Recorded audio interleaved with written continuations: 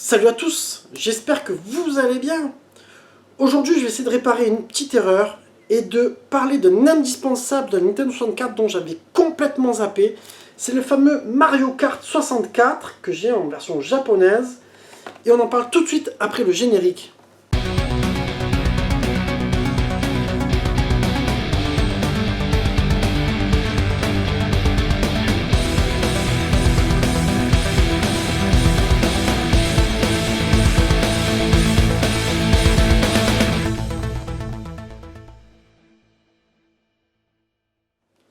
Comme je l'ai dit, je ne sais plus pour quelle vidéo, mais ma chaîne, en fait, je l'ai créée autour de février-mars 2016.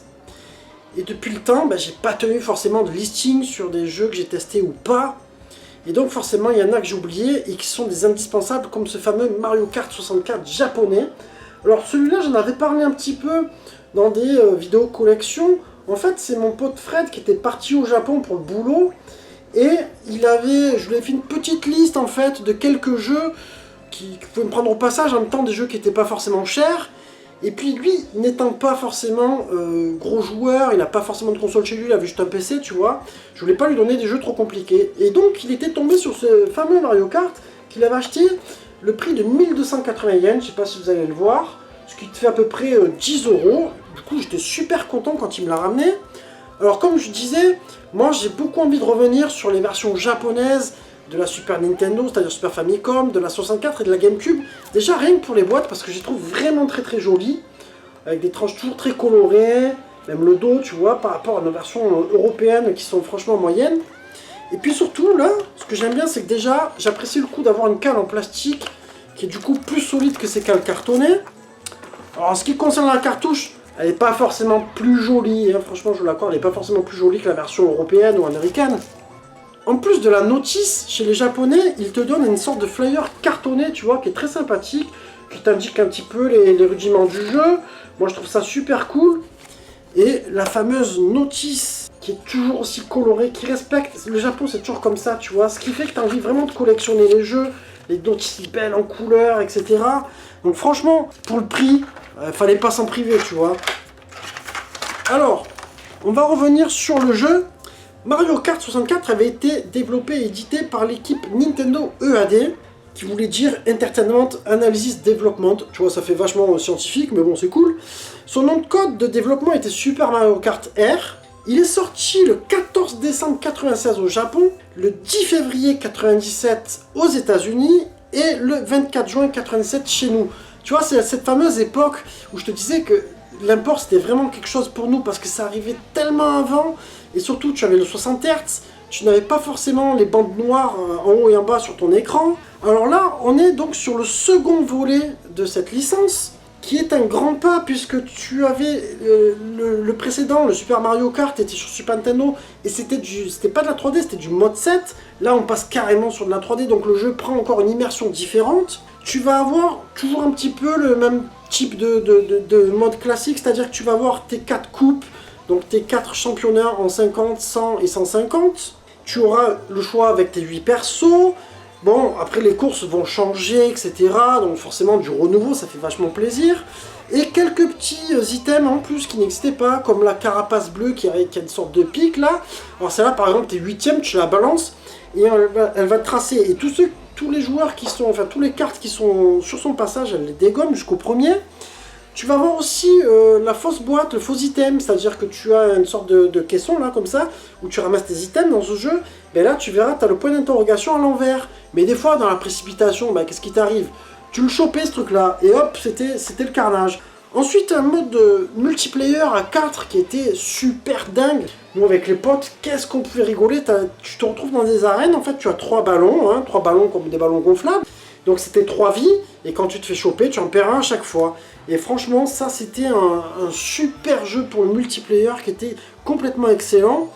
Ensuite, ce que je vais te proposer, c'est de tout détailler dans un test. Alors graphiquement, à part ce fameux flou de la 64 et encore dans ce jeu, il reste pas trop dérangeant, tu vois. T'as pas forcément beaucoup c'est pas très gênant comme dans certains jeux où vraiment ça fait flou, c'est dégueulasse. Sinon, à part ça, je trouve que le jeu il est beau, La 64, moi je trouve qu'elle suivait un petit peu est un petit peu comme la PS2, des couleurs un peu ternes selon les jeux. Mais bon, franchement, sinon pour la réalisation graphique, comment dire, les différents stages qui ont pris une vie en 3D, je trouve que c'est plutôt réussi, donc je dirais que c'est plutôt un 17 sur 20 pour les graphismes. Au niveau animation, il me semble qu'il y a peu de ralentissement, ça arrive à des moments, il me semble qu'il y en a un petit peu, mais ils sont pas forcément gênants. En tout cas, c'est un jeu qui est assez vivant, je trouve. Le décor n'est pas juste figé, à un moment donné, tu vas sauter par-dessus je crois que c'est en fait c'est une parodie du Mississippi en fait. Tu vois le bateau qui passe, il y a toujours plein de choses comme ça.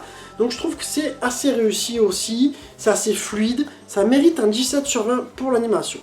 Au niveau jouabilité, bon, c'est vrai que les manettes 64, après ça a été là où les choses ont changé parce que le Mario Kart sur Super Nintendo, on est habitué à notre maîtrise de la croix. Là, tu vas jouer au stick analogique.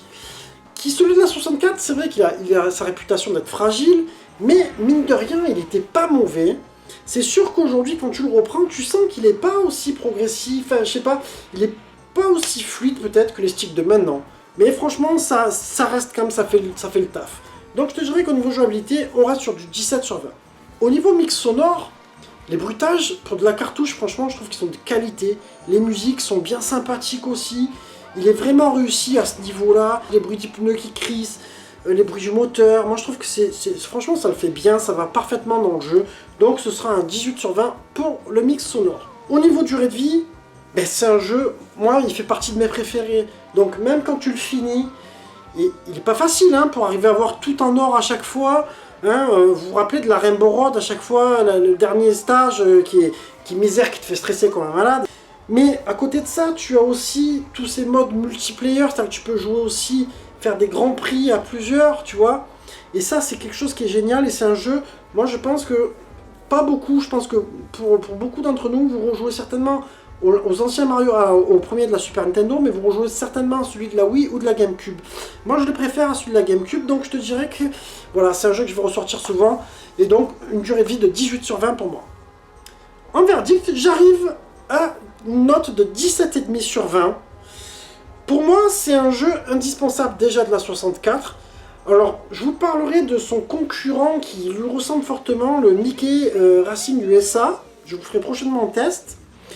Mais ce jeu-là, pour moi, fait partie des meilleurs Mario Kart. Parce que j'ai moins aimé le suivant, le Double Dash sur GameCube. Enfin bon, voilà, ça reste quand même une licence qui le fait bien. Et puis voilà, on arrive sur la fin de la vidéo.